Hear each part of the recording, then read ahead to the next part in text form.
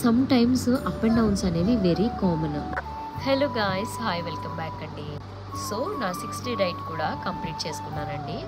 ఇక up and downs అని ఎందుకు అన్నాను అంటే, నేను ఎగ్ని రీప్లేస్ చేస్తూ ఆ ప్లేస్లో బ్రింజాల్, క్యారెట్ అలానే కీరా తీసుకున్నానండి. కీరా ఎందుకో తెలీదు, చాలా చేదుగా ఉంది.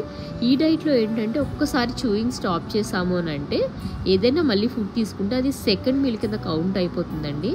అలానే మీల్కి మ్యాక్సిమం 8 hours డిఫరెన్స్ అయితే ఉండాలి. సో ఆ డిఫరెన్స్ కనుక మేనేజ్ చేయలేకపోతే ఆ రోజైతే ఎక్సెస్ వెయిట్ పెరుగుతూనే వస్తాము. సో నేను ఎగ్స్ తీసుకోలేదు కాబట్టి నాకు కొంచెం హంగర్ లెవెల్ నేను ఎక్కువగానే అనిపించింది. సో ఇక 5:30 కల్లా నేను ఓన్లీ ఆకాకరకాయ ఫ్రై అయితే తీసుకున్నాను. సో టైం డిఫరెన్స్ వల్ల ఏంటో నాకు తెలియదు, కానీ అగైన్ అయితే మళ్ళీ నేను 400 grams వెయిట్ అయితే ఎక్సెస్ వచ్చాను. బట్ నాకైతే ఈ హోల్ జర్నీలో వెయిట్ అనేది నో పార్ట్ అండి.